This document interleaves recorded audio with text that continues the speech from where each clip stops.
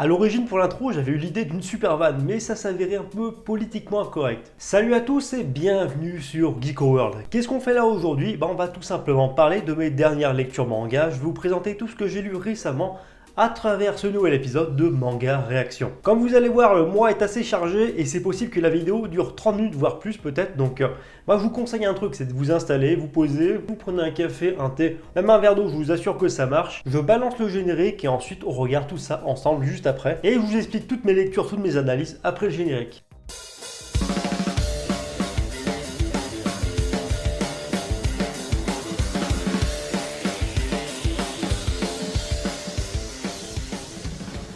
Bon, bien sûr, avant d'aller plus loin, si ce n'est pas encore fait, je vous invite à vous abonner à la chaîne. Lâchez les pouces bleus, ça aidera la vidéo à être beaucoup plus mise en avant en fait sur le réseau de YouTube. Et ça me permettra de me soutenir et de montrer à quel point vous aimez mes vidéos accessoirement. Je vous invite aussi à me suivre sur Facebook, Twitter et Instagram pour des news exclusives. Sur Insta, je vous propose aussi également en fait les coulisses de mes vidéos, ce que je fais en parallèle de la chaîne, mes lectures manga en direct. Donc si ça vous intéresse, tous les liens sont dans la description. Et je vous mets également dans la description un timecode, comme ça vous pouvez aller directement aux reviews qui vous intéressent le plus. Et sur ce, place aux lectures manga. Alors je vous propose de commencer en douceur avec les deux premiers tomes de Gotobun, tout simplement intitulé The Quintessential Quintuplet en version française. Donc c'est un manga que j'avais découvert en scan, et forcément comme tous les mangas que je découvre en scan, quand ça sort en France, j'achète directement. Donc le célèbre manga Gotobun no Hanayome ou The Quintessential Quintuplet, donc ce manga de harem et comédie, débarque enfin en France. Issu à l'origine du Weekly Shonen Magazine, donc à ne pas confondre avec le Weekly Shonen Jump, donc c'est le magazine du concurrent direct de Shueisha, donc c'est-à-dire Kodansha, le manga fait un véritable carton en termes de vente au Japon. Et il s'est d'ailleurs conclu et le manga dénombre au total 14 tomes. Et à travers ce manga, on découvre le personnage de Futaro, qui va être en fait tout simplement contraint de devenir le prof particulier des 5 sœurs Nakano, afin en fait de donner et d'apporter un petit peu plus d'argent à sa famille qui a des dettes à payer. Et donc tout au long de l'histoire, on va suivre en fait l'évolution de la relation entre tous ces personnages, entre Futaro et les 5 différentes sœurs Nakano. Au début, la relation sera un peu compliquée, au fur et à mesure que le récit va avancer, toutes les relations entre les personnages vont s'améliorer. Alors en soi, c'est vrai que le speech du manga n'est pas très original, ça c'est clair, mais ce qui fait vraiment la particularité, histoire d'aller droit au but par rapport à ma critique, ce qui fait la particularité de ce manga,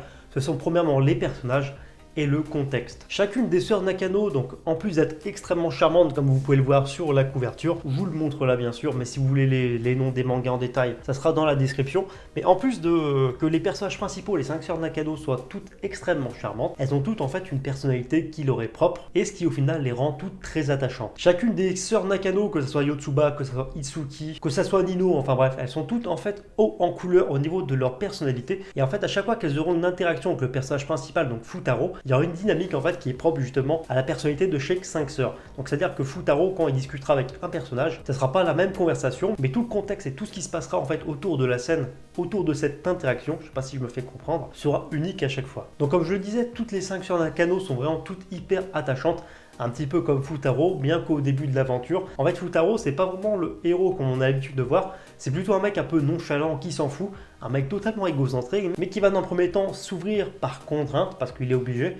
Et au fur et à mesure que le récit va avancer, il va s'ouvrir plus naturellement, plus spontanément, pour être un petit peu moins égocentré. Mais ce que je vous disais un petit peu juste avant par rapport à The Quintessential Quintuplet, qui fait vraiment l'essence même et le gros intérêt de ce manga, c'est le contexte. En effet, avec The Quintessential Quintuplet, on a affaire à une situation où en fait, dès le début du manga, on sait que Futaro va épouser une de ses 5 sœurs, mais on ne sait pas laquelle. Et c'est donc tout un jeu de pistes en fait qui va se mettre en place tout au long du manga, entre l'auteur et les lecteurs du manga, histoire de déterminer quelle sera donc la sœur qu'épousera Futaro. Et bien que cette idée, ce speech en fait est assez simple, je trouve que l'exécution est vraiment hyper brillante, hyper intelligente, et ça permet en fait de dépasser le cadre habituel du manga, donc c'est-à-dire une histoire qu'on nous raconte. Donc ça crée vraiment là une sorte d'interaction entre les lecteurs et l'auteur, et du coup pour le coup ça apporte un peu une dimension de jeu en fait à l'histoire, ça apporte une plus-value par rapport au manga traditionnel figé et ancré sur une seule histoire. Et au niveau des dessins, franchement à mon sens, il n'y a pas grand chose à lui reprocher, sachant que pour moi c'est totalement maîtrisé. Comme c'est un manga harem, il y a forcément du fanservice, mais c'est un fanservice pas trop forcé, bien dosé je trouve. Et donc franchement ça fait partie du jeu, voilà, c'est un manga harem, donc il y a quelques petites scènes, on va dire fanservice, mais ça passe. En tout cas, je peux que vous recommander Gotobun. Et on passe à la suite. Après de la douceur, on va parler de virilité avec Tokyo Revengers, tome numéro 6. je pose le tome et on en parle. Donc ce 6e tome de Tokyo Revenger s'est avéré vraiment explosif. Alors que le tome précédent, donc le tome 5, était plus un tome de transition après un 4e tome totalement explosif et un tome qui relançait à nouveau l'intrigue, là cette fois avec ce tome 6, on a vraiment un tome qui se tire vraiment plus vers l'action. Donc un des points forts qui avait déjà été amorcé dans le tome précédent qui se confirme dans ce nouveau tome, c'est qu'on explore en fait les origines et le passé du Tokyo Manjikai, qui est également étroitement lié au personnage de Mikey. Et donc le fait d'explorer ce passé, ça nous aide un petit peu mieux à comprendre le contexte actuel, certains personnages, etc. et certains petits éléments qui avaient été amorcés par le passé. Donc par exemple, c'est notamment le cas du personnage de Mikey.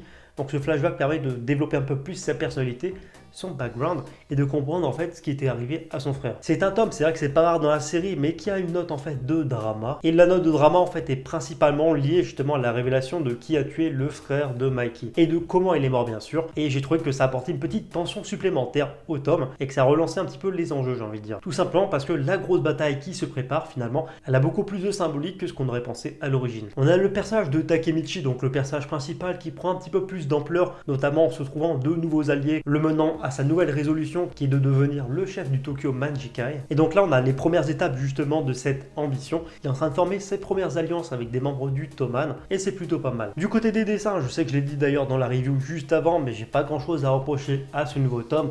C'est totalement épuré, c'est maîtrisé, les scènes sont hyper lisibles. Même si pour le coup il n'y a pas trop d'action pure et dure, je pense que la fin du tome annonce vraiment du très lourd pour la suite et j'ai vraiment hâte. Ah celle-là on me l'a réclamé pas mal dans les commentaires sur Instagram, sur Twitter, ou ce que vous voulez. Mais vous inquiétez pas, cette fois on parle enfin de Demon Slayer et son 7e tome. Alors que dire sur ce 7e tome de Demon Slayer? Déjà il apporte pas mal de choses assez intéressantes, tout simplement parce que pour ceux qui suivent l'animé, ce nouveau tome marque en fait l'arrivée d'un arc inédit par rapport à l'animé. Il marque également en fait la fin de l'arc précédent qui était plus centré en fait sur le développement des pourfendeurs, sur leur organisation, et c'était vraiment un arc qui permettait aux lecteurs de souffler un petit peu après les événements qui s'étaient enchaînés assez rapidement dans les derniers tomes. Donc cet arc sur les pourfendeurs vraiment se conclut. Et on attaque un arc qui déconne pas. Et comme je vous l'ai dit, c'est un arc qui est tout simplement inédit à l'animé. Donc en français, ils l'ont appelé l'arc du train de l'infini. Et franchement, que dire, mais à part quel début d'arc. Nos héros, accompagnés de l'extrêmement charismatique Rengoku, le pilier de la flamme, vont devoir faire face à Enma, la lune inférieure numéro 1. Et comme vous devez vous en douter, pour un arc qui implique en fait directement un pilier, le combat et l'affrontement ne sera pas aussi simple que ça. Bon, si ça fait du bruit entre temps, c'est normal parce qu'il y a le lave-vaisselle qui se met à tourner. Enfin bref, ce que je voulais dire en tout cas, c'est que un des gros intérêts après analyse en fait de ce nouvel arc, c'est qu'il permet d'explorer de façon beaucoup plus approfondie la personnalité des différents personnages principaux, tels que Zenitsu, tels que Tanjiro, et pareil pour Rengoku. Tout simplement parce que l'ennemi Enma a la capacité en fait de générer des rêves et de s'emparer des rêves tout simplement des personnes qu'il touche. Et à la suite justement de cette situation, on va pouvoir explorer justement les différents rêves des personnages qui sont liés plus ou moins à leur personnalité. Ce qui fait qu'on va voir par exemple des gags pour le personnage de Zenitsu et de Inosuke, et quelque chose d'un peu plus logique concernant Tanjiro, donc c'est-à-dire par rapport à sa famille qui est décédée, et travailler en fait un peu plus psychologiquement notre héros principal. Grâce justement à cette partie, on va aussi développer un petit peu plus le personnage de Rengoku, qu'on ne connaissait pas vraiment juste avant de le voir dans ce nouvel arc, et justement de découvrir un petit peu, de lui donner un petit peu plus d'épaisseur par rapport à son passé, par rapport à son histoire, par rapport à sa famille, et ça franchement c'était un point intéressant. Qui d'ailleurs s'enchaîne parfaitement avec le prochain point, c'est tout simplement que Rengoku, pour moi, le pilier de la flamme, c'est clairement un des points forts de ce nouveau tome et de ce nouvel arc. On a affaire cette fois à un personnage hyper fort, hyper charismatique, avec un chara design ultra badass et vraiment développé, je trouve qu'il est vraiment classe. Et en plus, comme je vous l'ai dit juste avant, avec une vraie personnalité et un background. Les combats face à Enma, qui s'est justement paré du train comme d'un véritable corps, sont vraiment intéressants, je trouve. C'est toujours dynamique, toujours bien découpé. Et le cadre du combat, donc c'est-à-dire des affrontements dans un train, c'est quasi inédit pour un manga type shonen, qui fait qu'au final, ça nous offre des séquences quasi inédites, exclusives pour un manga. Donc ça, c'est plutôt pas mal. En tout cas, encore un excellent tome que je vous recommande. Lisez Demon Slayer. Alors normalement, je devais les recevoir de la part de Kiun, mais malheureusement, il y a eu le confinement, ce qui fait que j'ai pas pu recevoir mes exemplaires. Du coup, je les ai achetés. Et je vous pose les deux tomes juste ici. Ouais, vous l'avez compris, on va parler du manga Jujutsu Kaisen. Alors il y a beaucoup à dire tout simplement parce que j'ai vraiment aimé ces deux premiers tomes, mais ils m'ont également divisé. Mais je reviendrai un peu plus par rapport à mon ressenti dans ma review. Donc cette fois avec ces deux premiers tomes de Jujutsu Kaisen, on a affaire justement à la nouvelle bombe issue du Weekly Shonen Jump. C'est un manga, si vous voulez, qui traite de l'exorcisme, mais si vous voulez, avec une approche bien différente que, par exemple, on pourrait trouver avec un manga tel que Blue Exorcist. Alors, la première chose déjà à retenir, c'est qu'à l'instar des autres mangas, donc les nouveaux mangas issus du Weekly Shonen Jump, donc c'est-à-dire approximativement les mangas après 2014, donc tous ces mangas de cette nouvelle génération ont une particularité, ont un point commun, c'est tout simplement leur rythme. Tout simplement parce que les règles du Weekly Shonen Jump se sont tellement, en fait, si vous voulez, on va dire, pas comment vous dire, mais l'éditeur est beaucoup plus sévère qu'avant, ce qui fait qu'en fait un manga saute beaucoup plus rapidement s'il n'arrive pas rapidement à conquérir le public. Ce qui fait que les nouveaux mangas qui sont publiés dans le Weekly Shonen Jump essayent d'avoir un rythme effréné histoire d'accrocher le plus rapidement possible le lecteur. Donc c'est pas mal dans un sens parce que ça permet en fait au manga d'aller droit au but et au lecteur de pas s'ennuyer, mais c'est dommage quand même parce que ce qui fait que le manga va peut-être un peu trop droit au but, ce qui fait que quand on lit chapitre après chapitre de façon hebdomadaire, ça gêne pas, et quand on lit le manga en volume relié, t'as l'impression que le mangaka il a un TGV à prendre et que ça va peut-être un peu trop vite. Du coup, ça fait une sensation, voilà, on n'a pas le temps de se poser et puis de bien développer l'univers. On fonce sans s'arrêter, je trouve ça dommage. Et c'est un petit peu l'effet qu'on ressent par rapport à Jujutsu Kaisen et ses deux premiers tomes, surtout sur le premier tome. C'est tout simplement que l'intrigue, elle s'enchaîne rapidement, ça va droit au but et on n'a pas vraiment l'impression de se poser. Donc comme je vous l'ai dit, c'est un petit peu un atout et un point faible à la fois, sachant qu'on ne perd pas de temps, mais malheureusement, c'est un petit peu au détriment de l'histoire qui pourrait plus gagner en épaisseur si on avait le temps de se poser et puis de développer nos héros. Avec Jujutsu Kaisen, un des points positifs, c'est qu'on a là en fait une ambiance sombre et violente. Et toute cette ambiance vraiment se dégage du titre, il se dégage en fait une sorte de violence quasi inédite pour un manga du Weekly Shonen Jump. Enfin, je dis inédit, mais bon, il y a Chainsaw Man entre temps. C'est-à-dire tout simplement que pour moi, les scènes de combat, elles font pas les choses à moitié. Et si par exemple un héros doit perdre un bras, doit perdre une jambe, doit pisser le sang, et ça sera fait. Donc les scènes de combat, en plus d'être dynamiques, ne sont pas censurées. Donc s'il y a de l'arrachement de membres, il y en aura. Il y a du sang, il y a de la violence. Et franchement, ce point-là, c'est un point positif parce que quand on habitué au shonen de la vieille école, où les mecs pissaient le sang à mort et se foutaient sur la gueule hyper violemment, ça franchement ça fait plaisir parce qu'on renoue un petit peu avec ce point là. Sinon concernant les personnages comme Megumi par exemple ou Yuji, le personnage principal, ils sont tous intéressants, mais je trouve qu'il y a un petit truc qui fait qu'il manque un petit peu d'épaisseur, mais je trouve que voilà, c'est un point qui s'explique particulièrement à cause du rythme effréné du manga, dû tout simplement en fait des dures lois du Weekly Shonen Jump. Donc pour le premier tome, c'est vrai que c'est un petit peu difficile à lire, j'ai dû m'y reprendre en plusieurs fois parce que l'histoire a vraiment du mal à s'amorcer, je trouve, mais bien heureusement ce problème est corrigé à partir du deuxième tome et ça va déjà tout de suite beaucoup mieux. Et là-dessus franchement on pourra saluer Kyun en fait d'avoir eu l'initiative de sortir le tome 1 et 2 en même temps, ce qui fait que par exemple si on s'était arrêté que au premier tome, peut-être que ça serait dissuadé plus d'un lecteur de continuer l'histoire, mais comme on a eu en fait les deux premiers tomes d'un coup, ce qui permet de profiter un peu pleinement de l'histoire, qui a pour moi un meilleur démarrage à partir du deuxième tome. Donc au final franchement j'ai plutôt kiffé ces deux premiers tomes, ça révolutionne pas le genre pour l'instant ça manque un petit peu d'épaisseur et de consistance au niveau des personnages principaux, mais si vous voulez de l'action, si vous voulez du bon shonen à l'ancienne,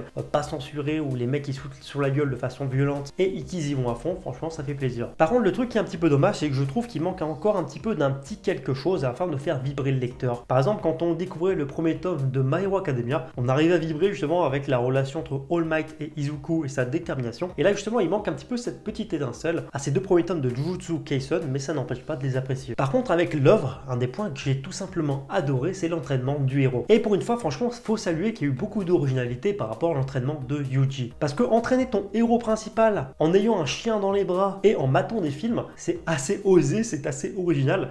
C'est limite un petit peu bizarre, mais je trouve que voilà, c'était vraiment original, c'était une sorte de risque, on peut dire ça comme ça. J'ai trouvé ça novateur et à la fois ça m'a fait marrer, donc franchement, c'est pour moi un des points positifs parce que souvent dans les shonen, l'entraînement est un peu typique et ça permet justement de casser ces codes. Et autre point extrêmement positif, c'est tout simplement les dessins de Gege Akutami. Ils ont un côté, comme je vous l'ai dit, un petit peu old school, vraiment, voilà, avec des traits hyper accentués, surtout sur les scènes de combat, avec des scènes de combat vraiment bien gérées, hyper dynamiques, un bon découpage. Il y a une sorte d'ambiance un petit peu dark qui se dégage des dessins et pour ça franchement j'aime beaucoup pour l'instant. Donc au niveau des dessins j'ai absolument rien à redire. Ça fait déjà 40 minutes d'enregistrement et de rush pour la vidéo, je suis essoufflé, je sais même pas comment je vais faire pour continuer mes reviews. Enfin bref, parlons peu, parlons bien, on va parler de l'excellente Chainsaw Man. Alors c'est vrai pour vous c'est peut-être pas une nouveauté sur la chaîne tout simplement parce que je vous en avais déjà parlé à travers un manga Discovery. Chainsaw Man c'est tout simplement l'histoire de Denji. Denji c'est tout simplement un bon cas social on va dire, complètement dans la dèche et qui bosse en tant que Devil Hunter, donc c'est à dire qu'il chasse chasse des démons et au quotidien il est accompagné de Pochita, un démon chien tronçonneuse. Et bien que Denji, pour rembourser les dettes qu'il a héritées de son défunt père, il ait déjà vendu un rein et un testicule, il est obligé de tout simplement bosser avec un forcené pour rembourser les dettes de son père, que son père en fait a accumulé à cause de mafieux on va dire. Mais à la suite de certaines circonstances, et ben justement les gangsters qui bossent justement avec Denji vont décider d'arrêter leur collaboration et de laisser Denji pour mort. Complètement découpé en morceaux, Denji va être amené en fait à fusionner avec Pochita, son démon chien tronçonneuse, et de renaître sous forme d'homme tronçonneuse, le Chainsaw Man. Et à la suite de ça, une histoire complètement what the fuck va démarrer. Alors déjà, que dire, mis à part quel plaisir de découvrir Chainsaw Man, mais sous forme de volume relié. C'est vrai que c'est un manga que j'avais découvert en scan à l'époque, et comme chaque manga que je lis en scan, à chaque fois j'achète le tome une fois à sa sortie, mais bien entendu, Kazé a eu la gentillesse de m'envoyer le premier tome, et pour ça franchement je les remercie, donc merci à vous. C'est un premier tome en fait qui expose parfaitement le concept de Chainsaw Man et qu'est-ce que c'est. C'est un manga totalement barré, totalement rafraîchissant, qui brise les codes du shonen actuel, et ça franchement ça fait du bien. Denji c'est tout simplement un personnage, un cas social, voilà, qui n'a aucune morale, le mec il en a absolument rien à faire de tout, et ses seules ambitions en tant que héros de shonen, limite anti-héros j'ai envie de dire, c'est tout simplement de manger des tartines de confiture, donc un truc hyper simple, et plus le récit avancera, plus on découvrira que les ambitions de Denji s'améliorent pas forcément avec le temps. Le personnage de Denji est un personnage extrêmement attachant, bien que ce soit un crétin fini en fait, tout simplement, bah franchement on aime cette authenticité, on aime suivre principalement Chainsaw Man poursuivre les aventures de Denji et son évolution, et personnellement moi ce que j'aime beaucoup avec Chainsaw Man c'est toute l'inspiration en fait que l'auteur a pris dans les films un petit peu d'horreur de série B, donc par exemple comme les films comme Ash vs Evil Dead, etc. Donc tout au long de ce premier tome il y a vraiment une ambiance voilà, très film de série B, très film horrifique j'ai envie de dire, avec parfois des personnages hyper absurdes mais pourtant très classe. Enfin bon, vous le verrez, les personnages ont beau tous être plus barrés les uns que les autres, ils n'en restent pas moins attachants et c'est l'une des forces vraiment de Chainsaw Man. En plus de ça, un des gros points forts du manga c'est clairement les dessins. Franchement les planches sont absolument magnifiques. Quand Denji est sous forme humaine en fait les dessins sont assez quand même épurés, assez simples et hyper lisibles, et dès qu'il passe en fait en mode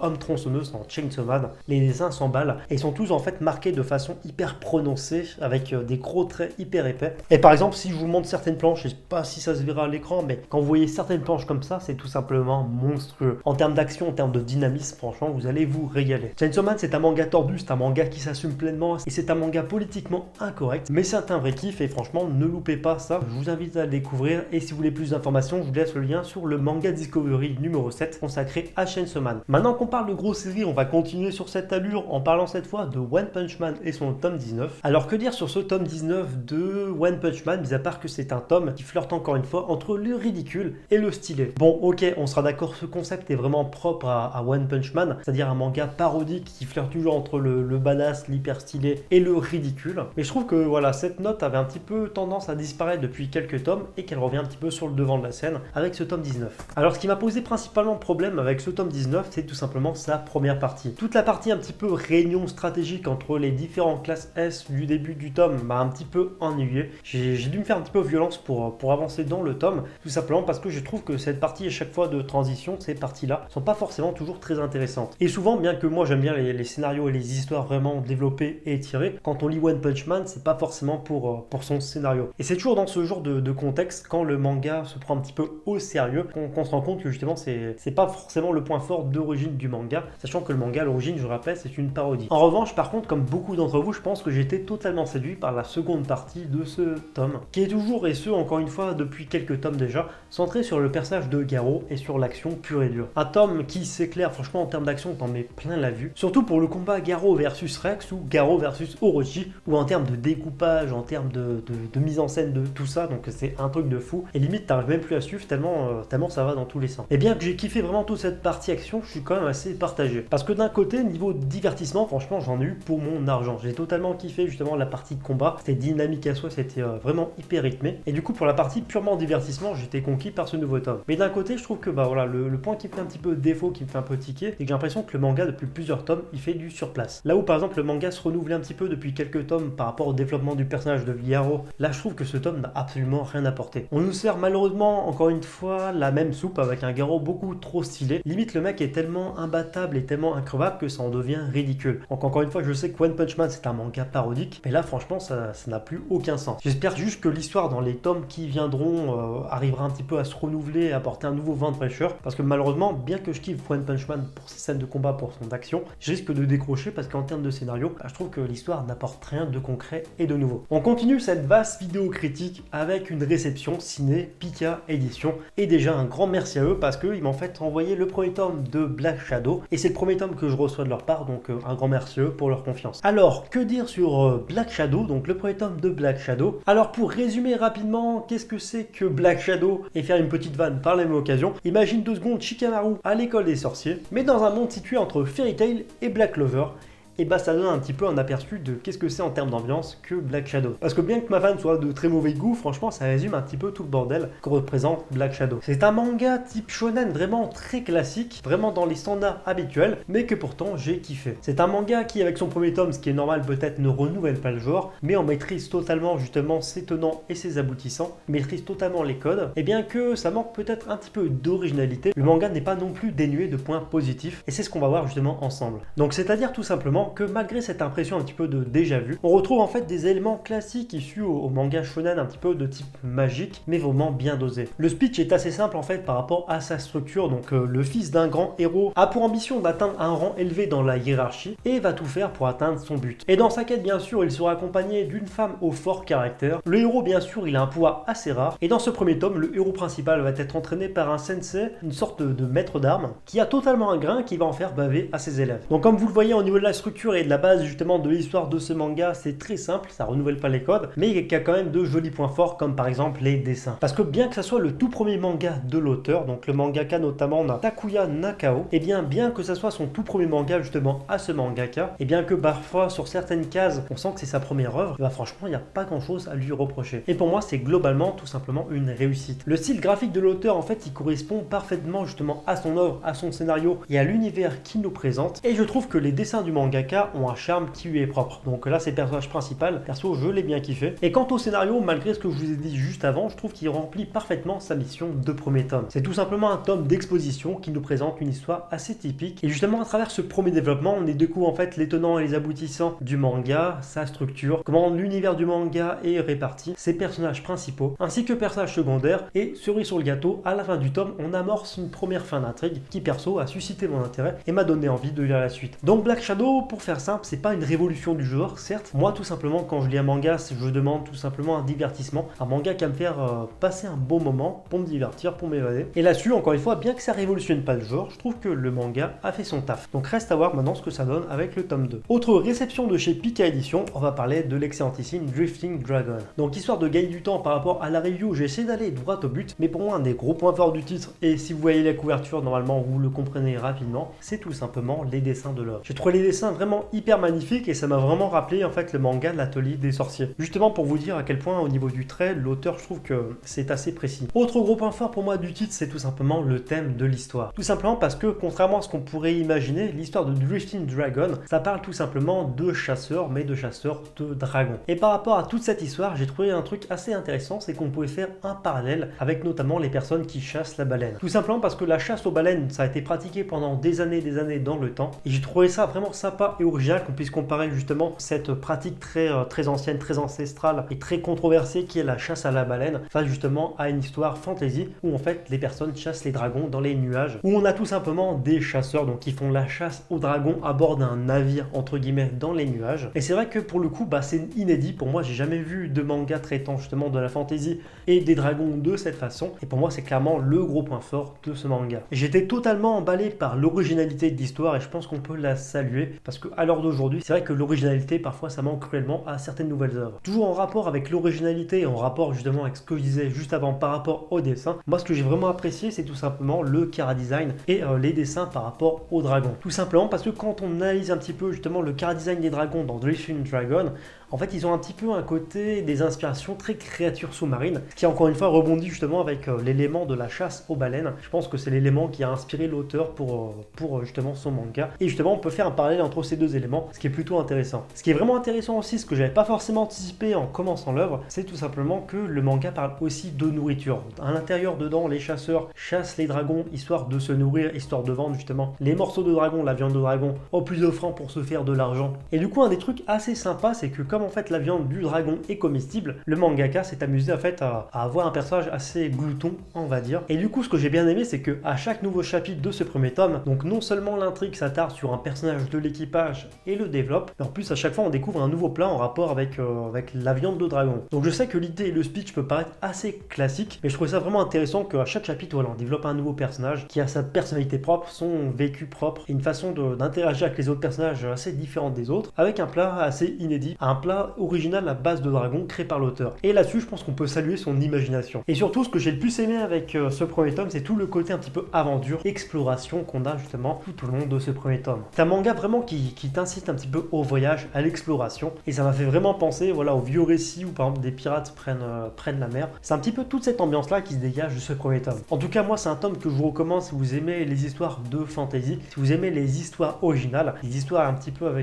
innovantes, avec un vent de fraîcheur, et le tout bien sûr sublimé et desservi par des dessins tout simplement magnifiques et maîtrisés. Donc franchement, bonne surprise ce premier tome, et je ne peux que vous le recommander. Bon, allez, cette fois, quelques mots un petit peu de douceur. On va parler de Kantagaki Metakin et son troisième tome. Alors en termes de critique, il n'y aura pas grand chose à dire par rapport au tome précédent, tout simplement parce que comment le manga est structuré, tout ça n'a pas encore évolué. Kantagaki Metakin, c'est tout simplement un manga qui est toujours aussi rafraîchissant, mais qui apporte à chaque fois en fait une histoire qui se limite à un chapitre. Enfin, sauf cas ponctuel bien sûr, mais voilà, ça apporte pas beaucoup de nouveautés en termes d'intrigue, en termes de fil conducteur, il n'y en a pas vraiment. C'est le genre de manga sans prise de tête, voilà, tu te poses, t'as envie de rigoler, de t'évader, tout ça, avec une histoire beaucoup plus mignonne et beaucoup plus axée sur la comédie. Tu te poses, tu lis Kantagaki Metakin et voilà, tu profites tout simplement de l'histoire. Tu te laisses tout simplement emporter par la dynamique instaurée entre les deux personnages, donc notamment Tagaki et Nishikata, et justement le plaisir qu'on a en tant que lecteur, c'est de suivre l'évolution entre ces deux personnages et leurs relations. Tout par exemple comme on peut avoir avec le manga Yotsuba, il y a un côté assez vacances, voilà, qui se dégage du manga, cette atmosphère qui se dégage en fait par rapport au titre. Il n'y a pas grand chose à dire par rapport à l'œuvre, franchement c'est une vraie bouffée d'air frais, c'est un kiff. Et puis il n'y a rien à spoiler en termes d'histoire, mais c'est vraiment voilà, une histoire qu'on kiffe découvrir au fur et à mesure. Bon, malheureusement, je suis désolé d'avance parce que je suis quasi sûr à 200% de mal prononcer le titre, mais on va parler de Engole-moi. J'ai l'impression de dire engueule-moi à chaque fois, c'est terrible. Donc on pose les deux tomes ici, donc les deux premiers. J'ai reçu les trois premiers, mais j'ai lu que les deux premiers pour l'instant, et je vais vous en parler. Alors déjà, avant toute chose, ce que j'aime principalement avec ce genre de titre, c'est son côté historique. En effet, perso, je connais que très peu l'histoire en rapport avec l'Asie, que ce soit le Japon, la Chine, la Mongolie, tout ça, j'y connais absolument rien. Et du coup, forcément, quand on a une œuvre entre les mains comme Engole-moi, comme Kingdom par exemple, et bah c'est toujours un plaisir de découvrir un nouveau pan de l'histoire que je ne connaissais pas forcément. Et le tout, bien sûr, mélangé au manga, qui est tout simplement mon divertissement préféré. L'histoire de Engole-moi nous plonge tout simplement dans l'histoire de l'île de Tsukushima, qui va tout simplement être contrainte de tenir un siège, tenir contre une attaque, suite à l'attaque d'une flotte de Mongols. Et celui qui sera chargé du commandement de tout ça, qui sera chargé justement de mener les troupes afin de défendre l'île de Tsukushima, n'est autre que le personnage de Jinsaburo, un samouraï exilé de Kamakura. Alors, histoire d'aller droit au but, le plus gros point fort je trouve du manga, c'est tout simplement son ambiance. Tout simplement parce qu'en tant que lecteur, quand on commence le manga, en fait, on découvre l'histoire en même temps que le personnage de Jinsaburo. C'est-à-dire qu'au début, en tant que lecteur,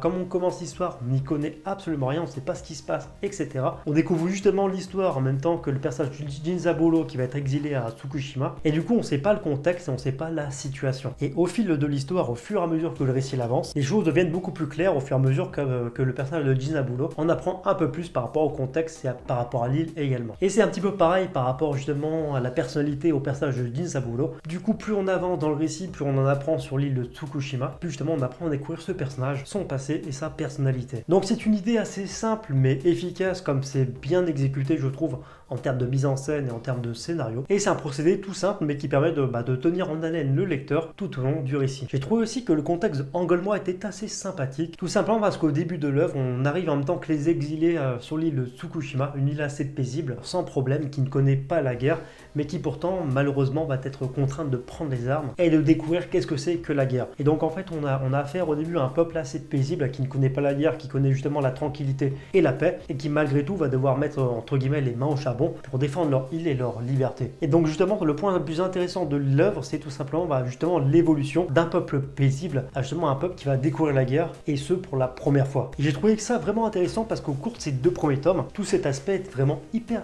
immersif et c'est vraiment hyper maîtrisé. Et ça renforce justement un petit peu plus l'aspect historique qu'instaure l'œuvre. En tout cas, j'ai kiffé ces deux premiers tomes, et si vous aimez un petit peu les mangas historiques et ce genre de choses, ou les mangas un peu comme Kingdom mettant en scène la guerre, ça devrait vous ravir. Maintenant, je vous propose de parler de Egregor, le manga signé les éditions Mehan. Alors premièrement, s'il y a quelque chose à saluer par rapport à ce manga et par rapport à l'éditeur, c'est tout simplement l'évolution du récit. Tout simplement parce que le début de l'œuvre, donc le tout premier tome, était assez difficile à lire, mais en fait au fur et à mesure qu'on avance le récit, plus l'histoire devient intéressante. Et donc plus l'histoire en fait se bonifie, que ce soit au niveau de son scénario ou au niveau de ses dessins. Ce qui fait également plaisir à la lecture de Egregor, c'est que en fait on se rend compte que Mehan, donc l'éditeur, prend vraiment en compte tous les conseils, tous les retours des différents lecteurs et les font remonter aux auteurs. Ça permet de corriger 2-3 choses, mais ça permet également aussi de rendre la lecture beaucoup plus agréable. Sinon, que dire sur ce tome 3 et ce tome 4 de Egregor, mis à part que l'univers est toujours aussi riche, travaillé et développé. Le 4e tome de Egregor confirme tout simplement le potentiel de la série et qui peut encore donner quelque chose d'encore plus grandiose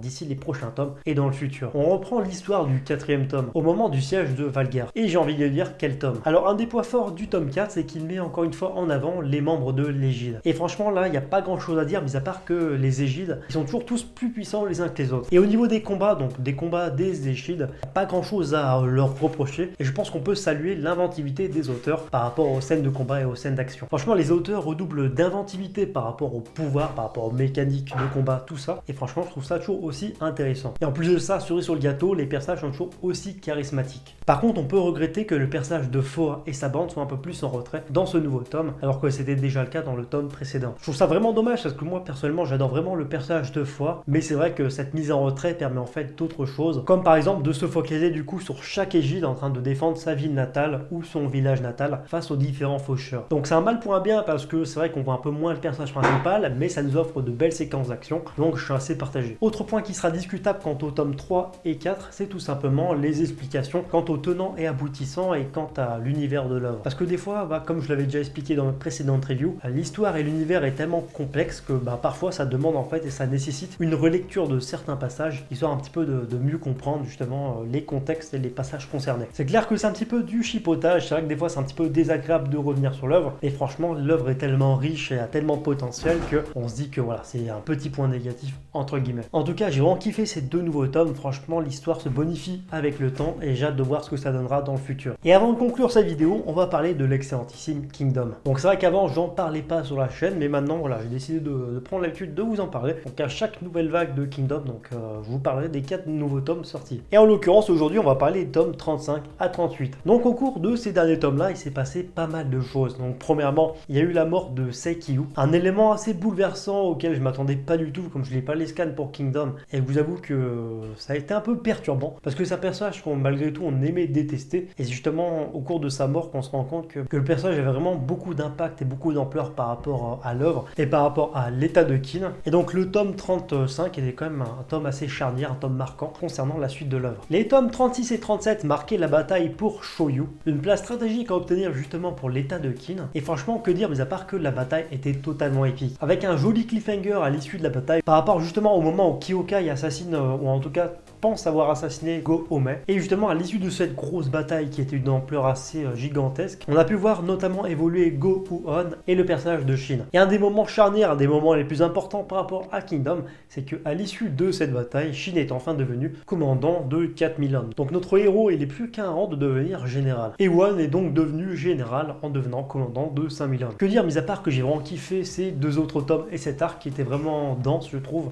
en termes d'action, en termes d'enjeu, on se rendait vraiment compte de l'importance et qu'il était primordial de remporter cette bataille. Et ensuite, on arrivait sur le tome 38, un tome assez marquant, car il marque enfin l'intronisation de Heisei en tant que monarque de l'état de Qin. Bon, ce que j'ai bien aimé avec l'arc en fait aux alentours du tome 38, c'est tout simplement qu'on retourne en fait, on renoue justement avec l'aspect politique de l'œuvre, et franchement, ça faisait plaisir. On a de nouveaux rebondissements, on a l'intervention de la reine mère, on a à nouveau les révélations de ce qui était mis en place et de ce qui se tramait justement depuis quelques tomes en arrière, pour un final qui s'annonce tout simplement dantesque avec l'arrivée de Shin dès la fin du tome. En tout cas, une vraie claque, ces 4 derniers tomes de Kingdom, j'ai tout simplement adoré, et en termes de dessin, il n'y a absolument rien à dire. Il y a celui-là a vraiment le don de créer des batailles immersives. Et si vous voulez en savoir plus, j'ai créé un manga Discovery carrément dédié, donc c'est le manga Discovery numéro 7 entièrement dédié au manga Kingdom. Je vous invite à aller le découvrir, je vous mets les liens dans la description. Et ces 4 tomes étaient encore une fois excellents, mais bon, avec Kingdom, on est habitué vraiment à l'excellence. Enfin bref, voilà, c'est tout pour cette